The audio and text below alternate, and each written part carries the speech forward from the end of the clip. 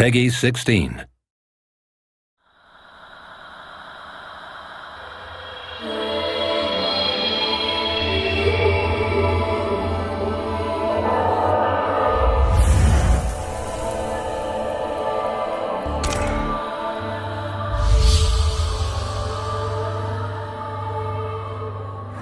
Every time we make a game at Ninja Theory, we try to think of the pillars of the game, the core of that experience. So on this particular project, Enslaved, we chose three main pillars, which were dramatic storytelling, cinematic action, and monkey and trip interaction.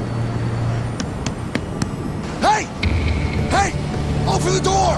You mother... It's quite interesting how we've had to try and make Trip useful for you in game mechanics. When you start the game, the primary objective is just to get her through these mech-ridden scenarios. Then when I ask you to do something, you need to do it immediately. Okay. But as you progress, she starts to come into her own. You can give a limited amount of orders to Trip. Hit the brakes. Locking brakes now. In particular situations, you can tell her to move. This way! If there's mechs with gunfire, you might not have any way to kind of take them out. So she can cause distractions. They've activated! She starts to scan the enemies that you've killed. Another way she can help you through the game is to upgrade your weaponry. She also catches a dragonfly, which is basically a CCTV camera that flies around the city. I'll put a marker up on your headband display.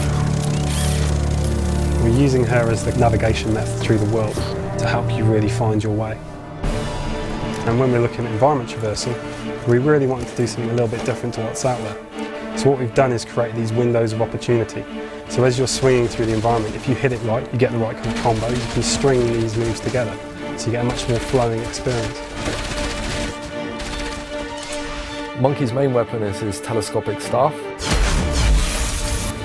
So the staff will extend and you'll be able to use it to attack at short range. But also, if he does a wide attack, it'll extend further and knock enemies back. Shoot them with a plasma blast or a stun blast. As well as that, another toy he's got in his arsenal is his cloud, and you can navigate areas that you weren't able to navigate without it. Trip is a very vulnerable character. She doesn't have any weapons. All she has is an EMP device which she can use to knock out mechs for a short amount of time and run away.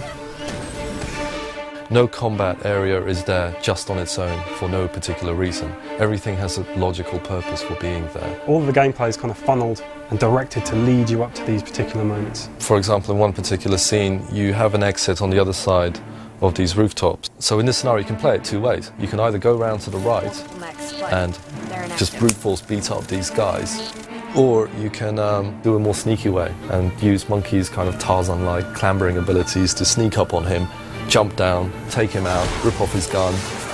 Now you've got his gun with a limited amount of ammo, and you can mow down all the other guys as they run and try and attack you. Really, the whole game is a big, long puzzle about how do you get Trip from one part of the world to another. So you think before you fight, and I think that's quite compelling. Quite early settled on the idea of having robots as the enemies. First of all, we could do a lot more robot gore.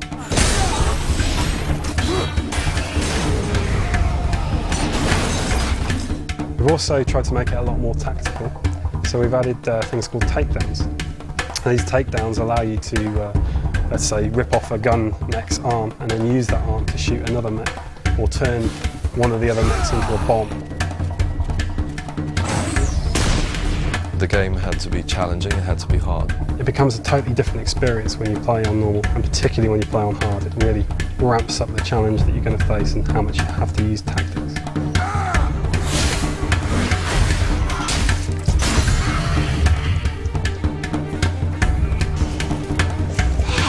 Was incredible! Has anyone ever killed one of these before? Not that I know of.